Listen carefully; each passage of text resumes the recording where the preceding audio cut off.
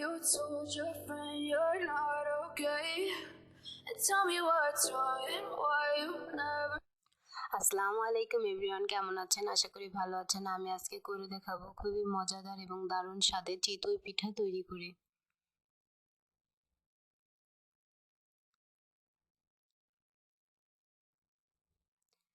পিঠা তৈরি করার জন্য আমি এখানে নিয়েছি আতপ চাল হাফ কেজি পরিমাণে। চালটাকে আমি 2 ঘন্টার জন্য পানিতে সুন্দর করে ভিজিয়ে রেখেছিলাম।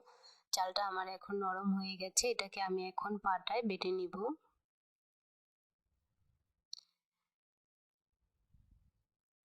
দেখুন, একটু নরম নরম করে পানি দিয়ে কিন্তু চালটাকে বেটে নিতে হবে পিঠা তৈরি করার জন্য।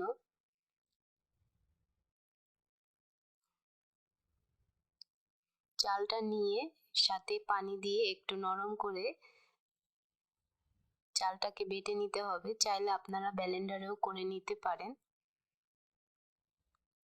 অবশ্যই চেষ্টা করবেন চালটাকে বাটার আগে 2 ঘন্টা পর্যন্ত পানিতে ভিজিয়ে রাখতে হবে।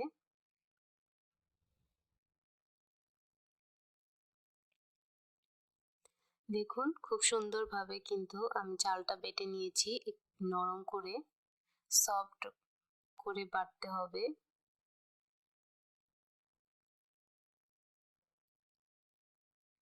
পিঠা তৈরি করার জন্য ব্যাটারটা কিন্তু আমার বাটা হয়ে গিয়েছে। এখন এটাকে গুলে নিব। দিয়ে দিলাম হাফ টেবিল চামচ লবণ এবং হাত দিয়ে একটু সুন্দর করে মেখে নিব। দেখতেই পাচ্ছেন কতটা সফট হয়েছে।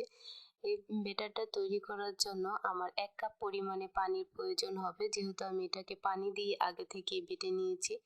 এবং হাতের সাহায্যে খুব সুন্দর করে ব্যাটারটাকে মেখে নিতে হবে।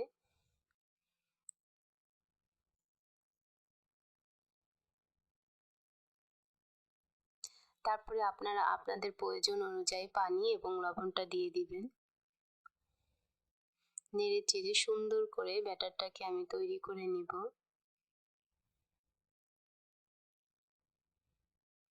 দেখুন, এর ঘনত্বটা কিন্তু আপনারা দেখেই বুঝতে পারছেন কতটা পিঠা তৈরির জন্য এর ব্যাটারটা তৈরি করে নিতে হবে।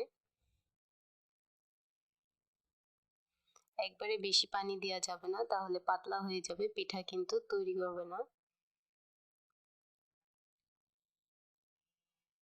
দেখুন, আমি আপনাদেরকে দেখিয়ে দিতেছি কি ব্যাটারের ঘনত্বটা কি পরিমাণে হয়েছে। এর থেকে বেশি কিন্তু পাতলা করে ফেলা যাবে না। ব্যাটারটা আমার রেডি হয়ে গিয়েছে।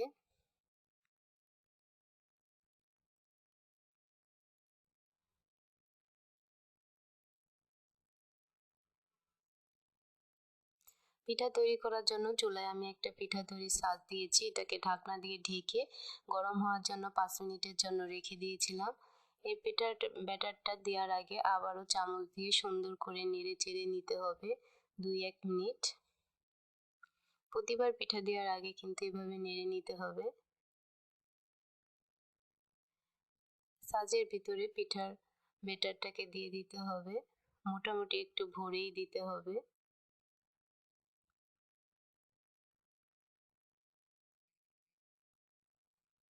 দেয়া হয়ে গেছে, এখন ঢাকনা দিয়ে ঢেকে রেখে দিব 2 মিনিটের জন্য। দেখুন, 2 মিনিট পরে কিন্তু পিঠাগুলো আমার খুব সুন্দরভাবে হয়ে গিয়েছে। একটা যে কোনো ধারালো জিনিস দিয়ে সাইড দিয়ে একটু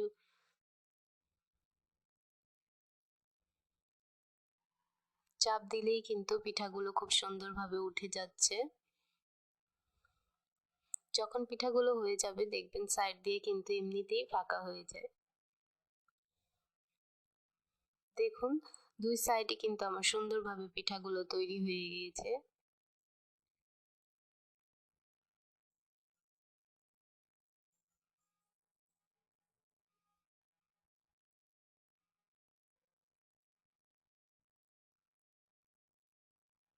দেখুন, পিঠাগুলো কি সুন্দরভাবে আমার তৈরি হয়ে গেছে এবং কত সফট, ভিতরে কিন্তু কোনো কাঁচা নেই।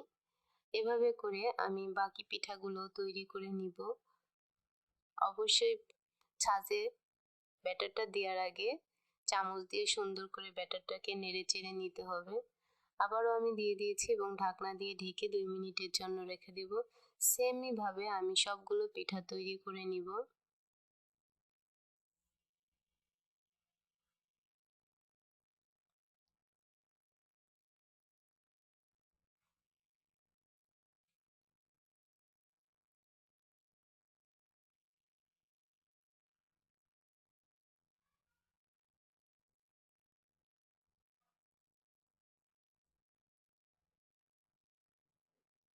সবগুলো পিঠা আমার তৈরি করা হয়ে গিয়েছে।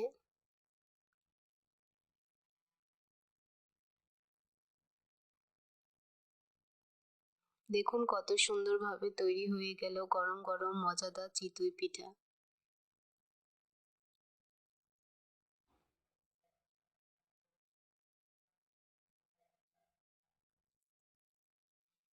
দারুণ স্বাদে ও খুবই খেতে মজাদার একটি গরম গরম চিতই পিঠা আমার তৈরি হয়ে গেল। চাইলে আপনারাও বাসায় তৈরি করে নিতে পারেন।